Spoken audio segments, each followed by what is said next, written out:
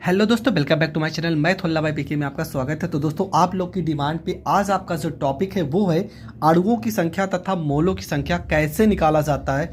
कोई भी ऐसा एग्ज़ाम नहीं है, हाई स्कूल से लेके आप कोई भी कंपटीशन का भी एग्ज़ाम दे रहे हैं तो ये टॉपिक ज़रूर आता है। 11th में, 12th में, 9th में, 10th में और अदर कोई भी आप एग्ज़ाम दे रहे हैं तो ये टॉपिक आपका एक क्वेश्चन तो ज़रूर आएगा।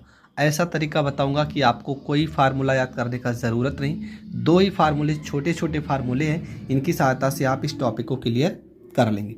अणुओं की संख्या देखो, फार्मूला होता है मोल बराबर फार्मूला होता है। मोल अगर निकालना हो तो फार्मूला होता है भार और बटे में होता है अणु भार होता है। ठीक है, भार बटे में अणु भार। इसको मोल को n से लिखते हैं, भार को छोटा w और अणु भार को छोटा m। प्रतीक के रूप में लिखना हो तो आप इस तरह से लिख सकते हैं। जबकि अगर अणुओं की संख्या निकालना हो तो इसका फार्मूला हो जाएगा कैपिटल N बराबर में यहाँ पे हो जाएगा आपका Na और बटे में हो जाएगा आपका स्मॉल n हो जाएगा। ठीक है, इस तरह से लिखेंगे n गुणे में यहाँ पे Na। ठीक है, ये हो जाएगा इसका फार्मूला। अब यहाँ पे क्या करेंगे, यन जो है ये तो आपका क्या है, ये आपका मोल है और Na जो है ये आपका अवोगाद्रो संख्या है, अवोगाद्रो की संख्या है, अवोगाद्रो की संख्या है। और n आपका क्या है, ये आपका है अणुओं की संख्या, अणुओं की संख्या। तो ये आपका हो जाएगा दो फार्मूला और इसी फार्मूले की सहायता से आप हर सवाल को हल कर सकते हैं। Na का मान कितना होता है तो Na बराबर हो जाएगा 6.02, 6.02, 2 गुणे 10 की पावर यहाँ पे 23 हो जाएगा। 6.022 गुणे 10 की पावर 23, ये हो जाएगा इसका कंप्लीट वैल्यू। अब ये वाला फार्मूला और ये वाला फार्मूला यूज कैसे करना है वो समझते हैं। जैसे पहला ही सवाल लिखा है 490 ग्राम H2SO4। तो H2SO4 का सबसे पहले हम अणु भार निकाल लेते हैं। H2SO4 तो यहाँ पे हो जाएगा H का अणु भार होता है 1, पर यहाँ 2 लिखा है तो 2 गुणे 1 हो जाएगा, प्लस सल्फर का होता है 32, यहाँ पे 32 हो जाएगा। ऑक्सीजन का होता है 16 तो यहाँ पे 16 हो जाएगा और यहाँ पे 4 लिखा है तो गुणे में यहाँ पे 4 हो जाएगा।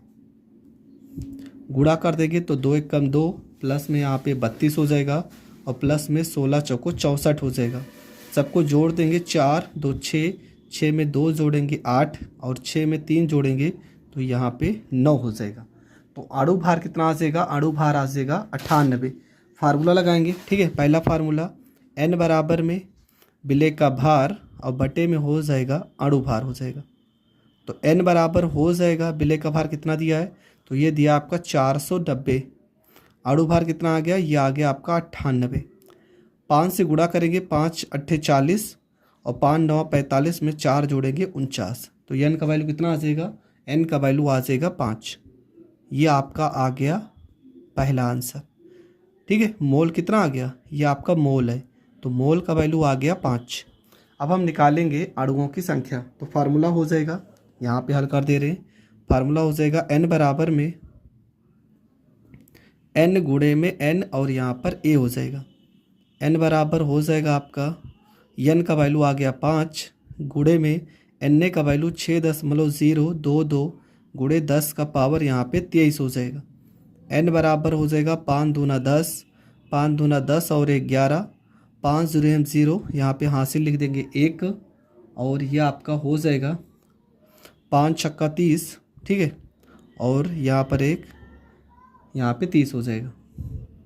ठीक है, 5 दूना 10, 5 दूना 10 और 1 11, 5 0 0 हासिल 1, 5 छक्का 30, 1 2 3, 3 अंक पे दशमलव लगा देंगे गुणे 10 का पावर यहाँ पर हो जाएगा 23 हो जाएगा। इसके बाद यहाँ पे यन्ने हो जाएगा, यहाँ दशमलव 1 अंक इस साइड खिसका देंगे, हो जाएगा 3.01 गुणे 10 की पावर, यहाँ 1 अंक खिसकाएंगे तो यहाँ 23 से 23 में 1 जुड़ जाएगा, ये आपका हो जाएगा 24 और ये आपका हो जाएगा करेक्ट आंसर। तो ये प्रश्न आपका हो गया कंप्लीट। बढ़ते हैं अगले प्रश्न की ओर। अगला जो प्रश्न है लिखा है 120 ग्राम CH3COOH 120 ग्राम है, इसका पहले अणु भार निकालेंगे। CH3COOH का अणु भार निकालेंगे, small m। C carbon, carbon का अणु भार होता है 12 प्लस यहाँ पे H का होता है 1, तो 3 गुणे 1 प्लस में C का हो जाएगा 12, O का हो जाएगा 2 बार लिखा है 16 प्लस 16 मतलब कि 32 और H का हो जाएगा 1। सबको जोड़ देंगे 12 और 3 जोड़ेंगे 15, 1 16 और 16 32 में 48, 12 60। कितना आ जाएगा? अणु भार आ जाएगा 60। अब इसका हम मोल निकालेंगे तो n बराबर फार्मूला हो जाएगा भार बटे में अणु भार हो जाएगा। n बराबर भार कितना है 120, अणु भार कितना आ गया 60, 60 दूना 120, n बराबर आ गया 2। ये आपका आ गया मोल, पहला आंसर आ गया। दूसरे आंसर पे बढ़ते हैं, ठीक है। दूसरा फार्मूला क्या हो जाएगा? फार्मूला हो जाएगा n बराबर में यहाँ पे n गुणे में यहाँ पे हो जाएगा na हो जाएगा। यहाँ पे n बराबर में n की जगह पे 2 लिखेंगे, na की जगह पे 6.022 गुणे 10 का पावर यहाँ पे 23 हो जाएगा। यहाँ पे हो जाएगा n बराबर 2 दूना 4, 2 दूना 4, 2 0 0, 2 छक्का 12 गुणे हो जाएगा 10 का पावर यहाँ पे 23 हो जाएगा। इसको और सही से लिखना चाहे तो n बराबर 0.1 अंक इधर खिसका देंगे तो 1.20 यहाँ पे 4 गुणे 10 का पावर 1 अंक इस साइड खिसका रहे तो 10 की पावर यहाँ पर हो जाएगा 24 और ये हो जाएगा इसका करेक्ट आंसर। बढ़ते हैं अगले प्रश्न की ओर। अगला प्रश्न लिखा है 360 ग्राम H2O, ठीक है। हमें दोनों निकालना है तो H2O का अगर हम अणु भार निकालते हैं, अणु भार निकालेंगे तो H का होता है 1 पर यहाँ 2 लिखा है तो गुणे में 2, ऑक्सीजन का हो जाएगा 16, 16 और 2 एक कम 2, 16 में 2 जोड़ देंगे तो हो जाएगा 18 हो जाएगा। n बराबर फार्मूला हो जाएगा भार बटे में अणु भार। n बराबर भार कितना है 360, अणु भार कितना है तो ये है आपका 18। n बराबर 18 दूना 36, n का वैल्यू कितना आ जाएगा तो n का वैल्यू आ जाएगा 20। फार्मूला लगाएंगे n बराबर में n गुणे में यहाँ पे na हो जाएगा, ये हो जाएगा n बराबर n की जगह पे 20 रखेंगे, na की जगह पे 6.022 गुणे 10 का पावर यहाँ पे 23 हो जाएगा। यहाँ पे हो जाएगा n बराबर में, देखो यहाँ पे एक 0 है तो यहाँ पे 10 की पावर 23 है ना, एक 0 जोड़ देते हैं, 2 को गुणा करेंगे 2 दूना 4, 2 दूना 4, 2 0 0, 2 छक्का 12। देखो एक 0 यहाँ पे है ना तो 23 में एक 0 जोड़ देते हैं, 10 का पावर 24 और ये आपका हो जाएगा करेक्ट आंसर। अगला जो आपका सवाल है लिखा 1000 ग्राम CaCO3 कैल्शियम कार्बोनेट का हमें अणु भार निकालना पड़ेगा। m बराबर कैल्शियम का अणु भार होता है 40, कार्बन का हो जाएगा 12, ऑक्सीजन का होता है 16 पर 3 लिखा है, 16 3 48, 48 में 12 जोड़ेंगे 60, 60 में 10 जोड़े 40 जोड़ेंगे तो हो जाएगा 100। यहाँ पे n निकालेंगे तो फार्मूला भार बटे में अणु भार। n बराबर भार दिया गया 1000, अणु भार दिया गया 100, काट पीट देंगे तो n बराबर आ जाएगा 10 आ जाएगा। फार्मूला लगा देंगे, फार्मूला हो जाएगा n बराबर में n गुणे में यहाँ पे na हो जाएगा। n बराबर में n की जगह पे 10, na की जगह पे 6.022 गुणे 10 का पावर यहाँ पे 23 हो जाएगा।